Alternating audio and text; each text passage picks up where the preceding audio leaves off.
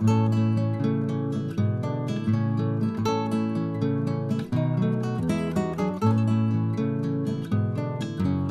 My channel. हम लोग पढ़ने वाले हैं आज डिस्मेनोरिया। ठीक है, डिस्मेनोरिया क्या होता है? पेनफुल मेंसेस को कहते हैं डिस्मेनोरिया।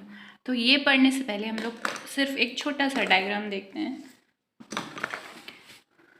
यूट्रस में 3 लेयर होती हैं। ठीक है, मैं रफली बना रही हूँ डायग्राम।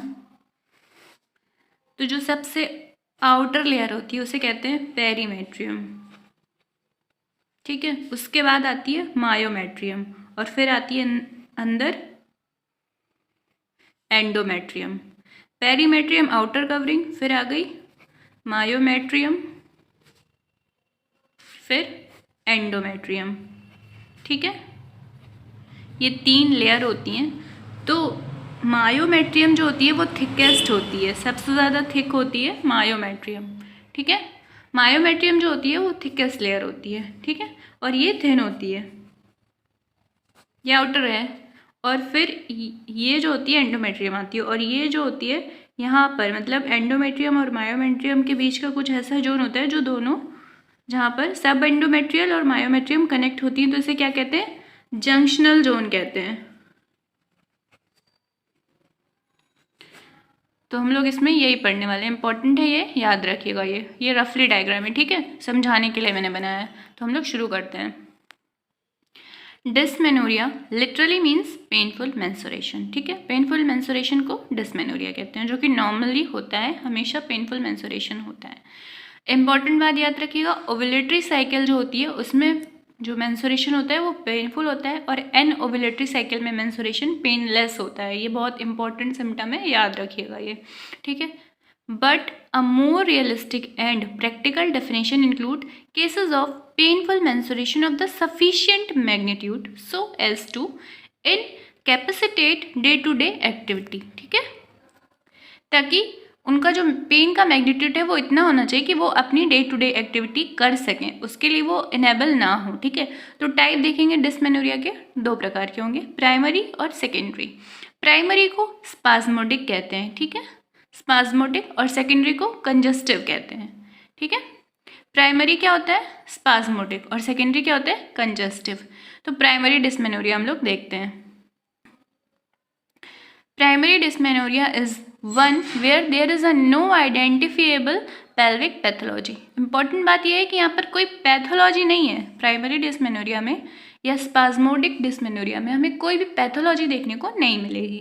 ये विदाउट पैथोलॉजी पेन होता है। ठीक है, इंसिडेंस क्या हो सकते हैं? The incidence of primary dysmenorrhoea of sufficient magnitude with incapacitation is about 15 to 20%। मतलब उनकी जो डेली लाइफ इफेक्ट होती है वो कितने परसेंट इफेक्ट होती है? 15 to 20% होती है। इतना मैग्नीट्यूड होता है पेन का, इससे ज़्यादा इफेक्ट नहीं होती है उनकी डेली लाइफ प्राइमरी डिस्मेनोरिया में। ठीक है, 50 to 20% लाइफ उनकी अफेक्ट होती है पेन की वजह से, बाकी और ज़्यादा इफेक्ट नहीं होती। With the advent of oral contraceptive और non steroidal anti inflammatory drug NSAIDs, इनकी वजह से हम उस पेन को कम कर सकते हैं। There is a marked relief of a symptom. तो हम इनको यूज़ करके, यानी कि OCP को यूज़ करके और NSAIDs को यूज़ करके हम क्या कर सकते हैं? उनको रिलीफ दे सकते हैं। कॉजेस ऑफ पेन देखते हैं।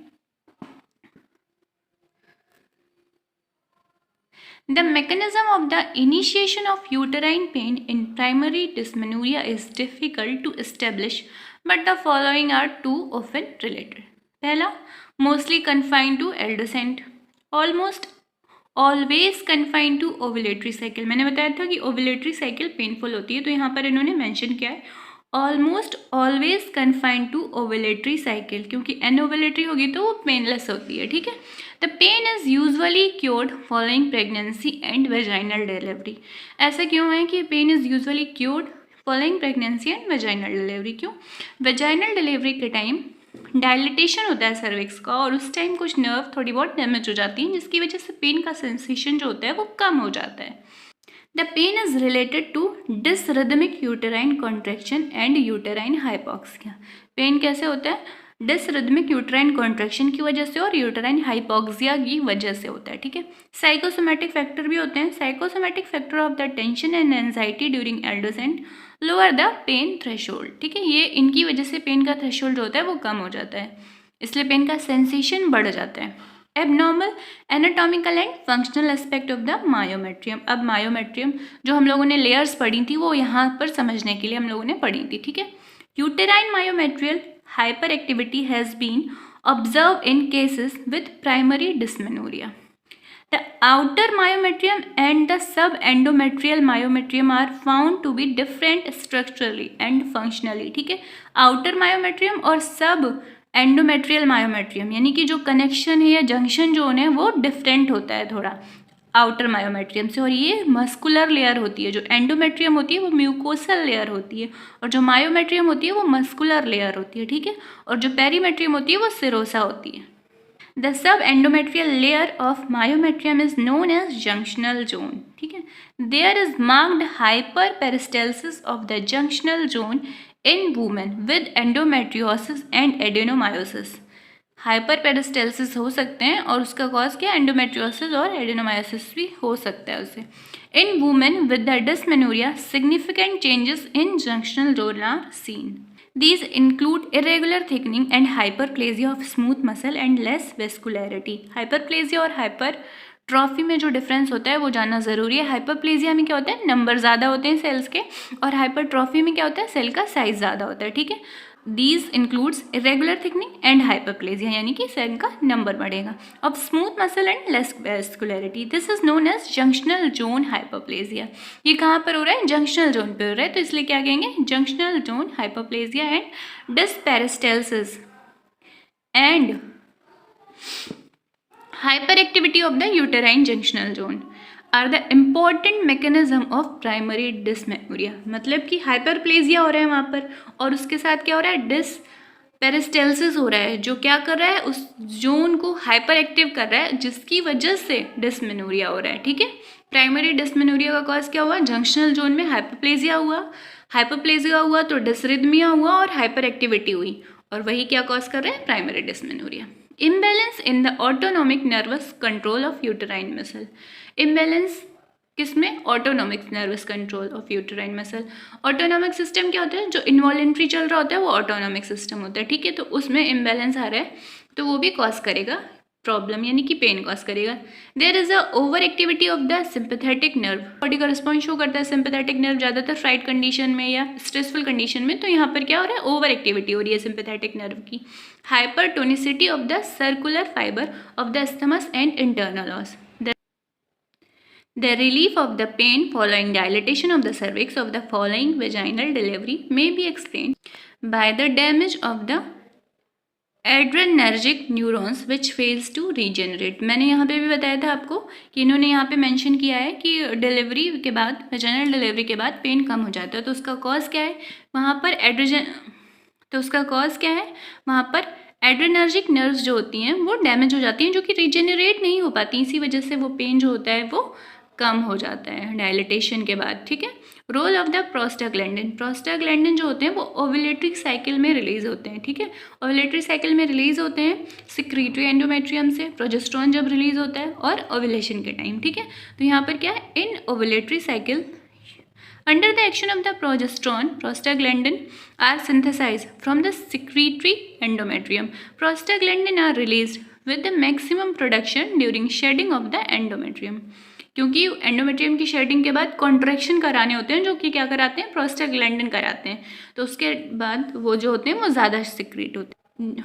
Prostaglandin F2 alpha is a strong vasoconstrictor which cause ischaemia. Ischaemia ही एंजाइना को कहा जाता है। एंजाइना मीन्स जनरली हम लोग समझते हैं चेस्ट पेन, मगर एंजाइना में जो चेस्ट पेन होता है उसका मेन कॉज क्या होता है, इश्चीमिया होता है उसका मेन कॉज। तो इश्चीमिया मतलब एंजाइना, ठीक है। angina of the myometrium either due to the increased production of the prostaglandin or increased sensitivity of the myometrium.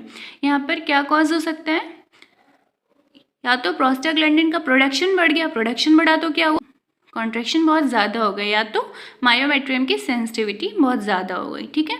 To the normal production of prostaglandin. Normally जो प्रोस्टाग्लैंडिन है उससे ज़्यादा प्रोडक्शन हो गया, उसकी वजह से क्या हो गया, कॉन्ट्रैक्शन बढ़ गया, मायोमेट्रियम की सेंसिटिविटी भी बढ़ गई। कॉन्ट्रैक्शन के लिए मोस्टली रिस्पॉन्सिबल होती है मायोमेट्रियम। क्यों? क्योंकि ये मस्कुलर लेयर है, इसी में कॉन्ट्रैक्शन होगा तो वो जो एंडोमेट्रियम शेड आउट हुई है वो एक्सपेल कर पाएगी। There is a increase myometrial contraction with और विदाउट डिसरिदमिया। डिसरिदमिया हो भी सकता है, नहीं भी हो सकता है, लेकिन कॉन्ट्रैक्शन जो होंगे वो बढ़ जाएंगे। क्यों? क्योंकि प्रोस्टाग्लैंडिन बढ़ा हुआ है। The possible cause of the pain owing to junction zone change is, इन्होंने चार्ट में डिस्कस किया, अभी हम लोग पढ़ेंगे। रोल ऑफ वेसोप्रेसिन क्या होता है? There is a increased vasopressin released during menstruation in women with the primary dysmenorrhoea. अब वेसोप्रेसिन का काम क्या होता है? वेसोप्रेसिन होता है वेसोकॉन्स्ट्रिक्टर। तो यहाँ पर सारे वो काम हो रहे हैं जो यूट्रस में कॉन्ट्रैक्शन को बढ़ा सकें। ये सारी प्रोसेस क्या हो रही है? यूट्रस के कॉन्ट्रैक्शन को बढ़ाने के लिए हो रही हैं। तो ये क्या कॉज करेंगी? पेन कॉज करेंगी। मसल में जितना ज़्यादा कॉन्ट्रैक्शन होगा उतना ज़्यादा पेन होगा। ठीक है, This explains the persistence of pain in cases even treated with the anti-prostaglandin drug. मतलब अगर हम ड्रग से ट्रीट भी कर रहे हैं तब भी वो पेन परसिस्ट करेगा। ठीक है, इन सब इतने सारे रीज़न हो रहे हैं पेन को बढ़ाने के, कॉन्ट्रैक्शन को बढ़ाने के, कि हम वहाँ पर ड्रग देंगे तब भी वो पेन परसिस्ट करेगा। The mechanism of action is yet to be explored. Vasopressin increase prostaglandin synthesis and also increase myometrial activity directly. ठीक है, प्रोस्टाग्लैंडिन सिंथेसिस बढ़ा देगा, वेसोप्रेसिन मायोमेट्रियल एक्टिविटी बढ़ा देगा, तो कॉन्ट्रैक्शन भी बढ़ जाएंगे। It cause uterine hyper activity and dysrhythmia, dysrhythmic contraction. और ये क्या करेगा? Ischaemia and hypoxia with which cause pain. सब जगह यहाँ पे क्या होगा? पेन कॉज करने के जितने भी रीजन आ रहे हैं वो क्या कर रहे हैं? वेसोप्रेसिन इंक्रीज हो रहा है, जो क्या कर रहा है? प्रोस्टाग्लैंडिन बढ़ा रहा है। प्रोस्टाग्लैंडिन क्या कर रहे हैं? कॉन्ट्रैक्शन बढ़ा रहे हैं, तो वो क्या करेगा? पेन को बढ़ा देगा। ठीक है, endothelins cause myometrial smooth muscle contraction. यहाँ पे भी वो कॉन्ट्रैक्शन बढ़ा रहा है, specially in the endometrial junctional zone. Endothelins endometrium can induce prostaglandin FG2 alpha. ठीक है, local myometrial ischaemia cause by endothelin and prostaglandin F2 alpha aggravate uterine dysperistalsis and hyper activity. वहाँ पर डिसपेरिस्टेल्सिस कॉज कर रहा है और uterine hyper activity को aggravate कर रहा है। तो जो क्या करेगा? जो एक और फैक्टर हो गया पेन को बढ़ाने का। अब यहाँ पर आते हैं platelet activating factor. Platelet activating factor is also associated with the aetiology of dysmenorrhoea. मतलब ये एक और कॉज हो गया डिस्मेनोरिया का। It is a concentration is found high leukotrienes and PAFS means platelet activating factors are वेसोकॉन्स्ट्रक्शन।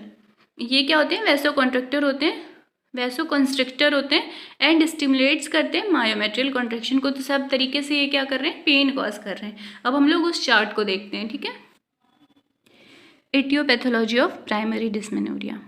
एटियोपैथोलॉजी क्या होगी? मतलब कॉज क्या होंगे?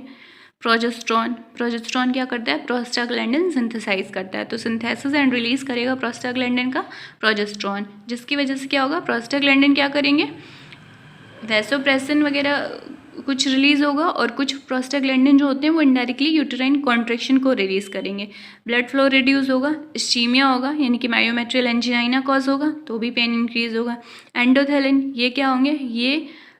ये सारे जो हैं वो प्रोस्टाग्लैंडिन को एक्टिवेट करेंगे, प्रोस्टाग्लैंडिन के सिक्रीशन को बढ़ाएंगे। ल्यूकोटेरिन ये सब वेसो कॉन्ट्रैक्शन का काम करेंगे।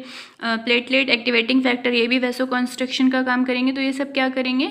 ये सब क्या करेंगे? मायोमेट्रियल कॉन्ट्रैक्शन को इंक्रीज करा देंगे। कहाँ पर? जंक्शनल जोन में। जो क्या कॉज करेगा? डिसरिदमिया हो भी सकता है और नहीं, लेकिन ये सब मायोमेट्रियल कॉन्ट्रैक्शन की वजह से क्या होगा? पेन होगा, पेन बढ़ जाएगा मायोमेट्रियल कॉन्ट्रैक्शन की वजह से। ठीक है, पेशेंट प्रोफाइल देखते हैं। Primary dysmenorrhoea is predominantly confined to the adolescence girl. It usually appear within the 2 year of the menarche. Menarche के 2 ईयर के अंदर अंदर ये होता है। क्या? डिस्मेनोरिया मतलब 2 साल तक वो होगा ही हो। द मदर और her sister may be dysmenorrhoeic. It is more common amongst girl from the affluent society. Affluent society का मतलब क्या है? कि जिनके पास बहुत ज़्यादा फैसिलिटीज़ नहीं है या पैसे नहीं है, मतलब वो उतना हाइजीन और बहुत सारी चीज़ों को मेंटेन नहीं कर सकते, हेल्थ को मेंटेन नहीं कर सकते, तो ये सब वहाँ देखने को ज़्यादा मिलता है हमें। जो क्लिनिकल डिफरेंस होता है वो भी देख लेते हैं क्या क्या होता है प्राइमरी और सेकेंडरी में। प्राइमरी में क्या होता है? कोई आइडेंटिफिएबल पेल्विक पैथोलॉजी नहीं होती, यानी कि पीआईडी, कोई इन्फेक्शन, ये कुछ नहीं देखने को मिलता। बट सेकेंडरी में क्या होगा, कोई ना कोई पैथोलॉजी होगी secondary to the pelvic pathology, ठीक है। मोस्टली इन एंडोसेंस में होता है, ये एल्डरली और पेरिस वुमेन में देखने को मिलता है हमें। Primarily confined to ovulatory cycle, ये बात याद रखिएगा, मैंने कई बार बताया कि ओवुलेशन वाली जो साइकिल होती है, यानी कि जो ओवुलेटरी साइकिल होती है वो पेनफुल होती है, और एनओवुलेटरी जो होती है उसमें पेन नहीं होता, तो वो उसमें हमें डिस्मेनोरिया देखने को नहीं मिलता है, ठीक है। Pain start 7 to 10 days before the onset of menstruation, start with the onset और just before the menses, no systemic discomfort, intermenstrual period not completely free of pain, ठीक है। इनके साथ क्या है, कोई ना कोई पैथोलॉजी है, तो इनका जो इंटरमेंस्ट्रुअल पीरियड है, यानी कि 2 साइकिल के बीच का जो टाइम है वो भी इनको पेनफुल होगा, वो भी इनका जो टाइम होगा वो इंटरमेंस्ट्रुअल पीरियड वो भी पेनफुल होगा, ठीक है। कम्प्लीटली फ्री ऑफ पेन नहीं होगा वो। अब देखते हैं clinical feature. The pain begins a few hours before or just with the onset of menstruation. The severity of pain usually lasts for few hours, may extend to 24 hours, but seldom persist beyond 48 hours. Seldom means होता है कभी कभी, कभी कभी वो persist कर सकती है beyond 48 hours. The pain is spasmodic. ये तो हम लोगों ने स्टार्टिंग में देख लिया था कि जो प्राइमरी होती है उसको स्पाज्मोडिक डिस्मेनोरिया भी कहा जाता है, ठीक है। तो pain is spasmodic and confined to lower abdomen, may radiate to the back and medial aspect of thigh. Systematic discomfort like nausea, vomiting, fatigue, diarrhea, headache, and tachycardia may be associated. It may be accompanied by the vasomotor changes, causing pallor.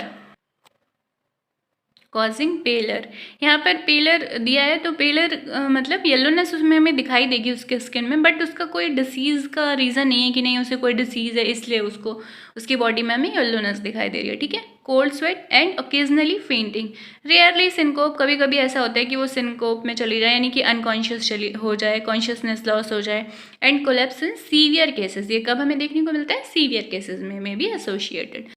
हम लोग देखेंगे diagnosis, abdominal और pelvic, rectal examination, मतलब ये सारी examination करेंगे हम लोग डायग्नोसिस में। Does not reveal any abnormal finding, और इनमें हमें कोई भी फाइंडिंग एबनॉर्मल फाइंडिंग नहीं मिलने वाली, बिकॉज उससे कुछ ऐसी प्रॉब्लम है ही नहीं, कोई पैथोलॉजी है ही नहीं उस पेशेंट को, ठीक है। For detection and exclusion of any pelvic abnormality, ultrasound is very useful and it is not invasive. तो कोई भी एबनॉर्मल फाइंडिंग देखने के लिए यूट्रस में हम लोग अल्ट्रासाउंड करेंगे, ठीक है।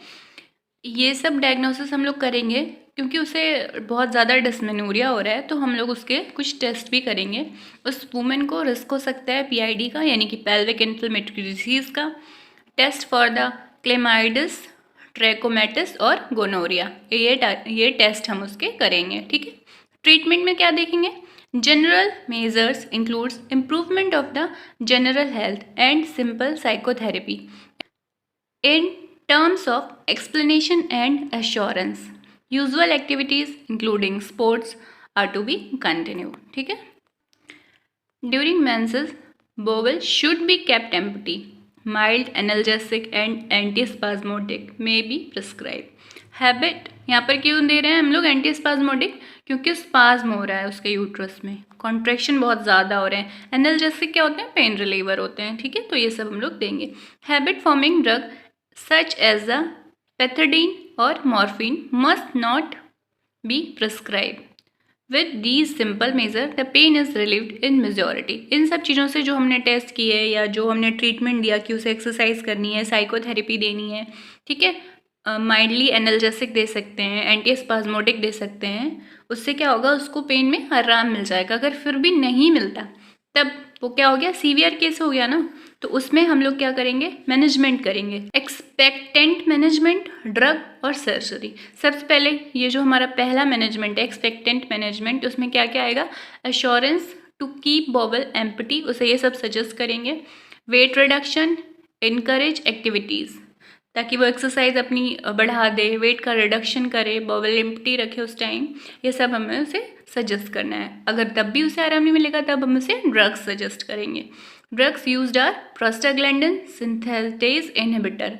ये कब होगा, जब पेशेंट को प्रेगनेंसी की डिज़ायर होगी तब हम लोग उसे प्रोस्टाग्लैंडिन सिंथेटेज इनहिबिटर देंगे, क्योंकि प्रोस्टाग्लैंडिन क्या करवा रहा है, कॉन्ट्रैक्शन, तो ये कम सिंथेसिस होगा, इसको सिंथेसिस को इनहिबिट कर देंगे तो कॉन्ट्रैक्शन इनहिबिट हो जाएंगे। ठीक है, ओरल कॉन्ट्रासेप्टिव में क्या होगा, इसमें कंबाइंड एस्ट्रोजन एंड प्रोजेस्टेरोन दे सकते हैं, यानी कि ओसीपी हेल्प करती है हमारा डिस्मेनोरिया में। ठीक है, प्रोस्टाग्लैंडिन सिंथेटेज इनहिबिटर क्या करते हैं, प्रोस्टाग्लैंडिन की सिंथेसिस को रोकते हैं और ये जो होते हैं यूटेराइन कॉन्ट्रैक्शन को कम करवा देते हैं। ठीक है, these drug reduce the prostaglandin synthesis and also have a direct analgesic effect. Intrauterine pressure is reduced significantly. Any of the preparation listed under medical management can be usually oral for 2-3 days starting with the onset of period. The drug should be continue for 3 to 6 cycle तक हम ये drug continue करेंगे। New drugs में क्या दे सकते हैं, non steroidal anti inflammatory drugs दे सकते हैं। इन 2 डिफरेंट जो आइसोफॉर्म होंगे वो एक साथ नहीं देंगे, क्योंकि उनका इफेक्ट तो सेम होगा बट वो उनके कुछ साइड इफेक्ट हो सकते हैं। Suitable cases for medical therapy, कौन कौन से मेडिकल थेरेपी के लिए सूटेबल केसेस हैं, जिन्हें हम ओसीपी दे सकते हैं, ओरल कॉन्ट्रासेप्टिव पिल्स दे सकते हैं थेरेपी के फॉर्म में, डाइड्रोजेस्टेरोन यानी कि प्रोजेस्टेरोन दे सकते हैं, एलएनजी आईयूएस दे सकते हैं। ये किनको देंगे, जिनको कॉन्ट्रासेप्शन चाहिए। ठीक है, कंसीव नहीं करना, उनको हम ओसीपी देंगे और प्रोजेस्टेरोन देंगे। ठीक है,